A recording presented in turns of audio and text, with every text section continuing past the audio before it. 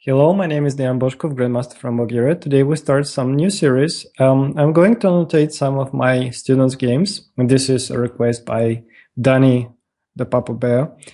And the first set of games that I would like to annotate is from my very good student, Ashrita S. Moran, who has just won the All Girls Nationals in Chicago. And she won this tournament. She became USA champion under 12. And it's a very good start, I think, of this series.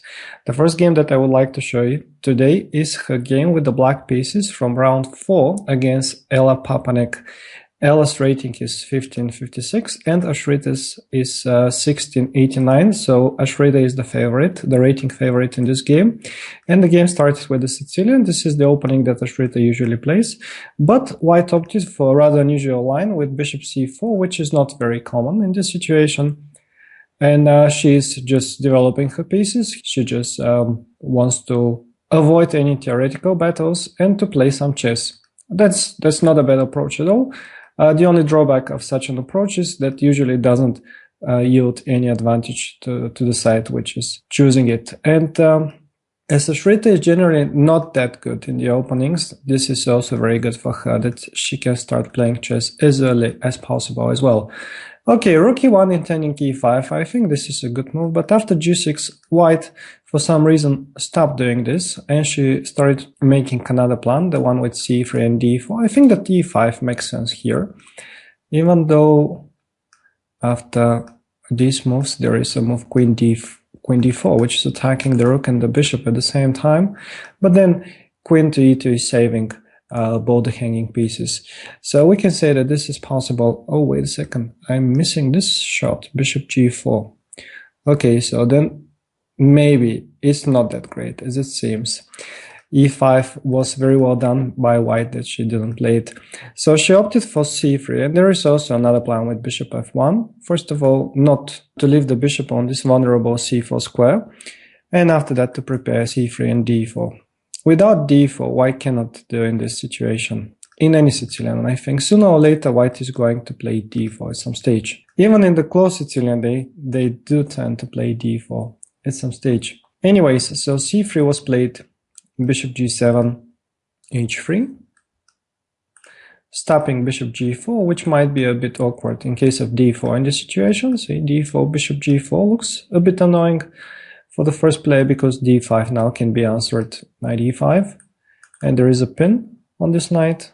Well, I think that this is not that dangerous for white, but still it's a bit annoying. There is a check on a4 to which bishop d7 can be an answer, and probably bishop e2 is the move here for white with some approximate equality.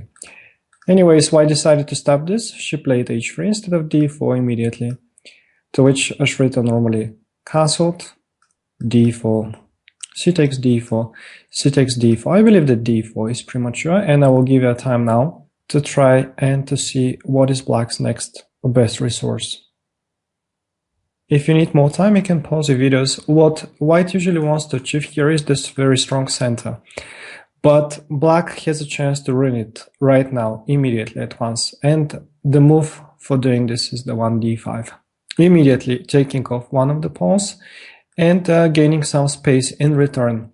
After the trade on d5, black is happy with this position. She has an active bishop on g7. That pawn on d4 right now is more weakness than an asset, because black is already attacking it with two pieces. Knight b6 is a very strong threat as well to bring a third piece into the attack against that pawn, and as a whole black has a very good game.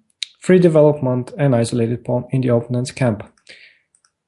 Those of you who thought about the move knight e4, usually this is also working in situations like that, because the idea is that if rook takes e4, then d5, and black is not only going to create an isolated and weak pawn on d4 for white, but at the same time she is also going to have the bishop pair. However, there is a problem with the move knight takes e4, and this problem is that after d5, it is suddenly a black who is losing material. These two knights are hanging, and knight a5, the only move to attack something in return, can be answered rook takes e4, and say after f5 or bishop f5, there is rook f4. The rook is defending his colleague on c4. And even if black manages to win some material back, well, black won't be very happy in this situation anyways. But Ashrita chose another approach and she played a6. She missed this d5. Anyways, that's human. The plan with a6 is normal as well. She wants to gain some space on the queen's flank. Those of you who have also guessed this plan, you can be happy with yourselves. It's a good one. Bishop b3, and now she played bishop b7. The idea is, okay, first of all, black is developing her pieces. Secondly, she wants to play knight a5 to put some pressure on the e4 pawn, and that knight from a5 can further on jump on c4. The idea is more typical to the Ruy Lopez setups than for the Sicilian setups, but the position is more of this type rather than Sicilian. White played a3, but I believe that e5 made more sense in this situation, and after say knight e8, some activity with knight e5. And this is something that white should be looking for, to play e5 and maybe even e6, especially if black goes here knight e7, then e6 is very strong. And after f takes e6, not to take back the pawn at once, but first to bring this knight to attack it and to take on e6 afterwards with some very nasty threats against this king. Or maybe even with the rook, that pawn can be taken. In any case, this is something that black should be always aware of.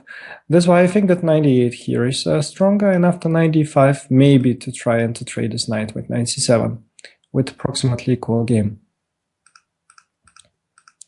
In the game, white decided to prepare this. She played a3, now rook c8. Another good move was knight a5, and afterwards knight to c4. White again discarded the move e5, and she played queen to d3 instead, to which knight a5, bishop c2, and a move that I like, queen c7. Preparation for the move knight c4. Knight c4 immediately was also possible, but with the queen on c7, there are some additional tactical motives that might be working for the second player right now. So therefore I like queen to c7. Further on, the queen is taking control over the e5 square, and at the same time, the d8 square has been vacated for the rook, which will be important, as you will see in a while. Okay, what can white do in this situation? If she tries to finish the development with a move like bishop to d2, then knight c4 is coming with a gain of tempo. Not only the pawn on b2 is going to be hanging, but the bishop on d2 as well.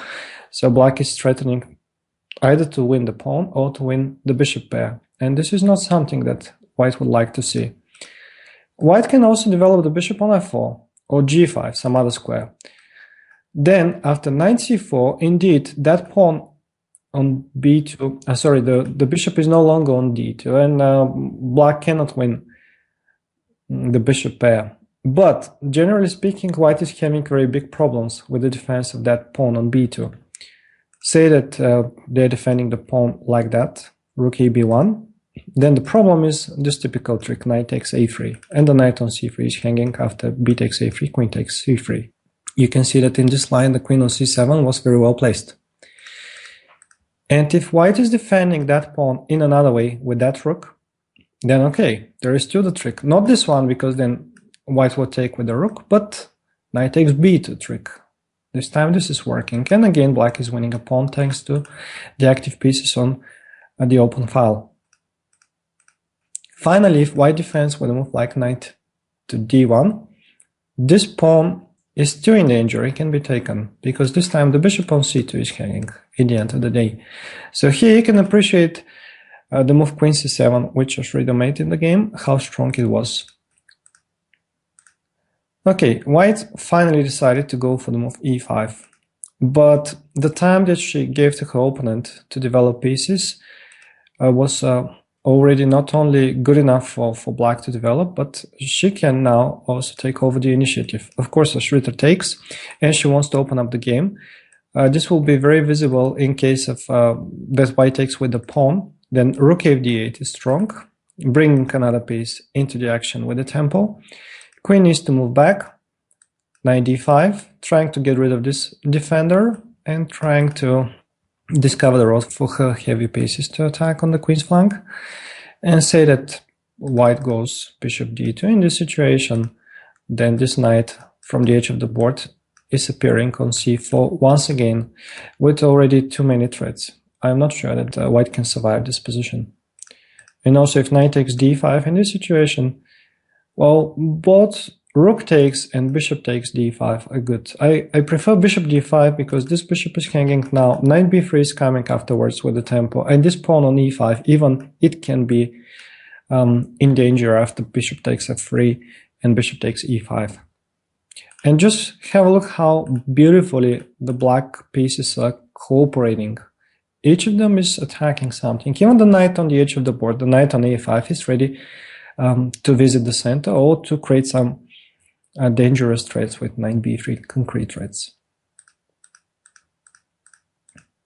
Therefore, white took on e5 with the knight, but now there is a problem, and this problem is that the pawn on d4 is becoming vulnerable. Ashrita played knight e5, and also rook fd8 was a very good move, followed by queen b6, and black is immediately attacking the isolated pawn. But knight e5 is a move that I like, because it forces further trades of pieces.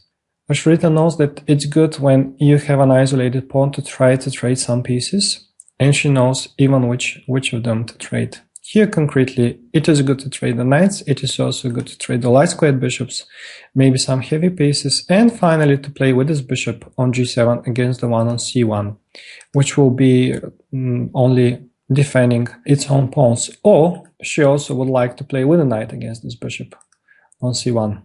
Bishop d2 was played, knight c4, knight takes d5, bishop takes d5. Another bonus from the opening, from the trade of this knight, is the fact that now the bishop on c2 is a bit loose, and black is concretely threatening to take either on d2 or on e5, and afterwards to win the bishop on c2.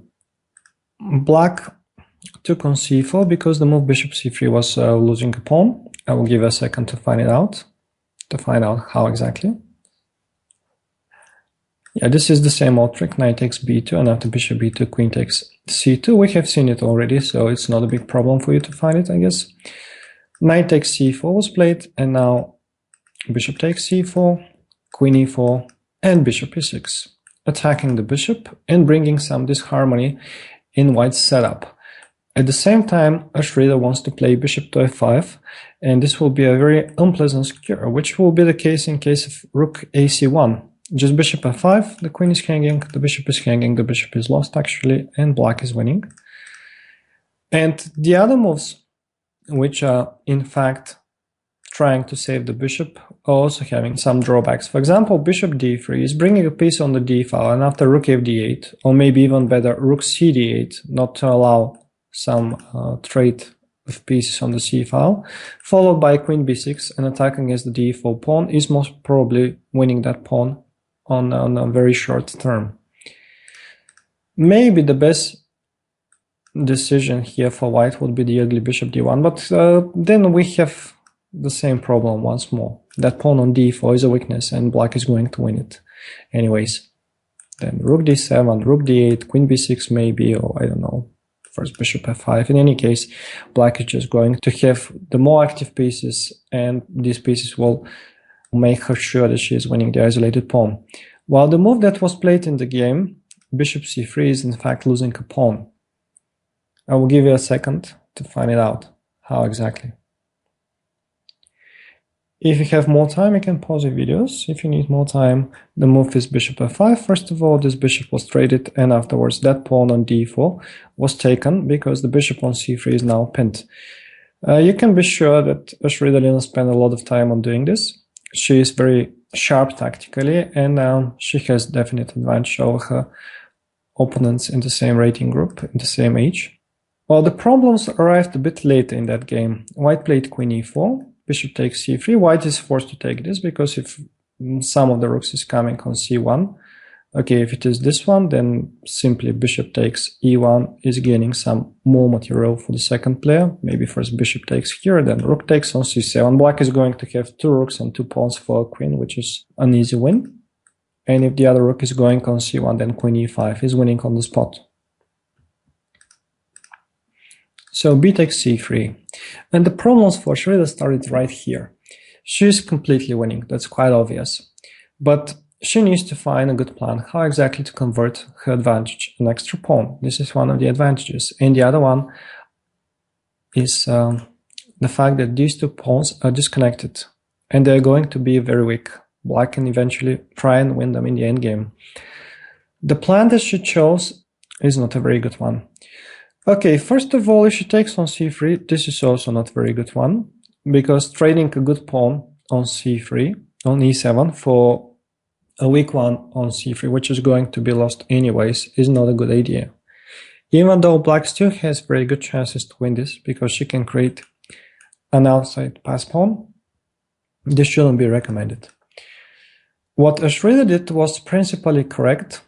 She decided to keep this pawn, but she didn't do it in the best possible way. She played rook e8. I believe that the correct move is e6. Anyways, black is going to need this rook into the game.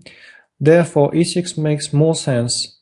Immediately taking away the care about this pawn. This pawn is now protected forever and giving some extra space for this rook, some freedom. This rook can after that be transferred via d8 to d6 and c6.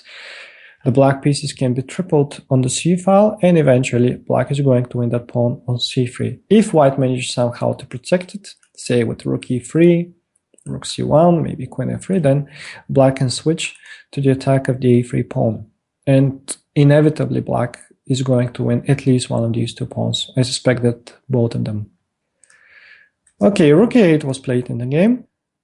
Still not missing the advantage, of course, but after rook ac1, the move queen a5 is one more step in the wrong direction. But that's understandable. Black needed still to play e6, a move which she didn't want to play in the previous move. And now losing time and admitting the mistake is not easy for anyone, especially for a young 11-year-old girl. Okay, the move queen a5 is not great because after queen b4, it is white who is suddenly attacking something, the pawn on e7. And also she wants to play c4. This was a very good defensive resource, which is forcing black to take practically on b4. And afterwards, white has two good chances to play for a draw. In the game, she chose a takes b4, but c takes b4 is also giving chances for drawing the situation. Next, white is threatening just to take on c8 and the pawn on e7 afterwards. If rook takes c1, rook takes c1, rook d8, white can just play rook c6. And now black is forced to go into passive defense with rook to a8 or to play rook d6. But after that, that active rook on c7 is providing very good chances to hold the draw. What white needs to do in this situation is to try to trade this pair of pawns. And after that, on the king's flank, this is usually a theoretical draw as long as she knows how to place her pawns.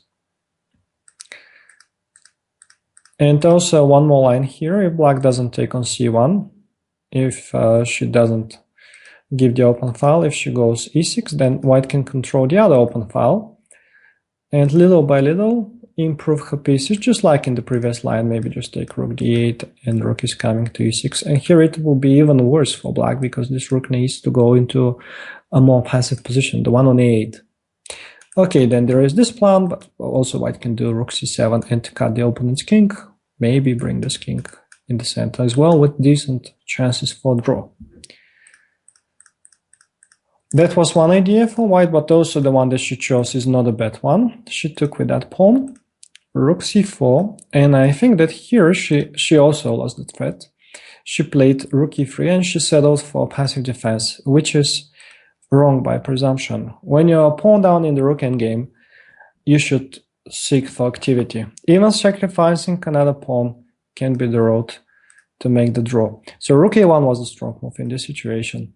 After rook takes c3, rook takes a6, rook c4, seemingly white needs to lose a pawn, the one on b4, because rook b1 can be answered, say even rook d8 with this threat, or with the threat to double the rooks along the second rank, which is even worse for the first player.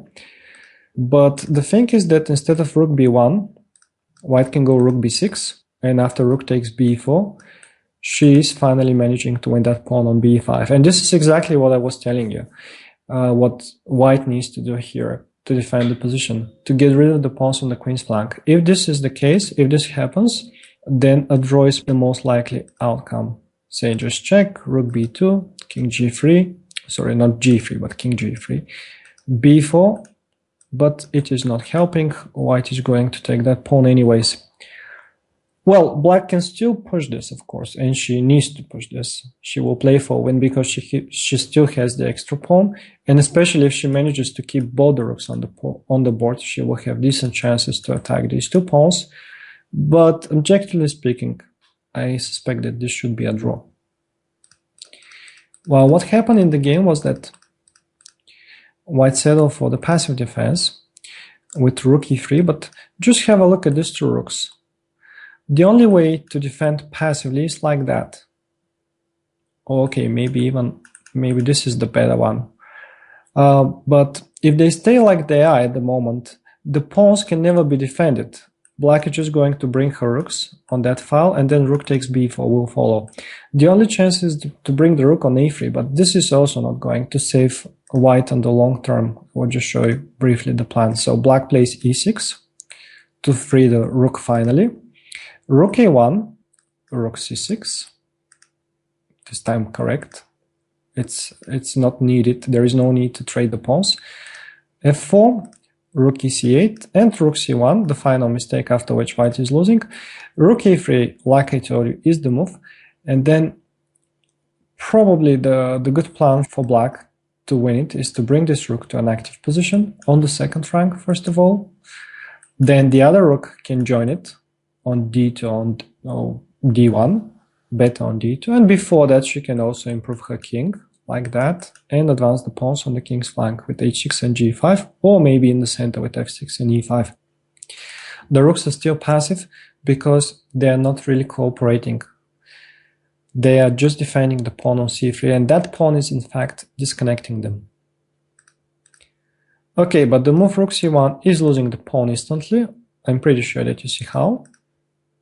Yes, this is the simple move rook c4, and after g3 rook takes b4, that's the second pawn, and the rest is already very easy for the second player. Rook b3. Further on, that pawn on c3 was lost after rook c1 b4 due to the pins. King f2, rook b takes c3. She took with the rook. No, she played first rook a1, rook takes, king takes, and the final thing that I want to show you, that for which I wanted to show the game from. Ashrita and we did a very good course on the rook endgames, and she knows how to place her pieces in general. Here in this situation, she can first defend the pawn, of course, or she can give a check and try to activate the rook, but she knows that the best position for the rook whenever there is a pass pawn is behind the pass pawn.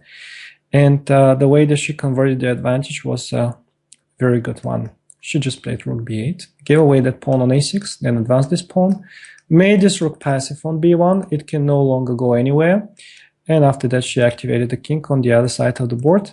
This is the neatest plan because whenever white now goes to take this pawn, black is just winning on the other side of the board. She's going to take all the pawns. And if white tries to hold somehow by just staying with h4, okay, this was the game h4, h5, king e2, king f6, she just stayed, she played king e3, king f5, or it could be king e3, king f5, it doesn't really matter. White is going to fall into a Zugzwang anytime soon.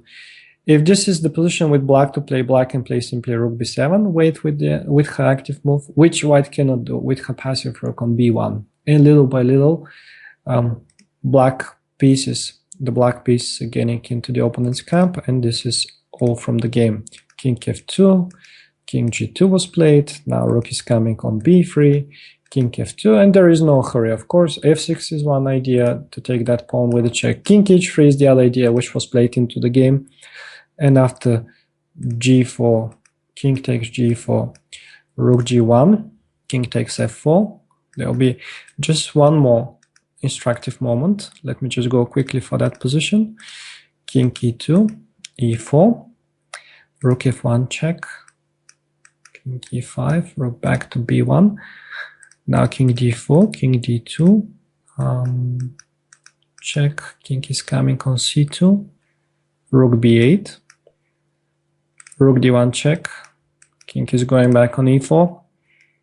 Just a second to find this text. Where are you going, text? Yes, rook d1, king e4, rook b1, check, king d1, one more check, going into a pawn endgame seemingly, but white used her last chance. She played this tricky move, king to e2. That's allowing Shredder to go wrong, and here rook takes b1 will be a terrible mistake because it's going to be a stalemate.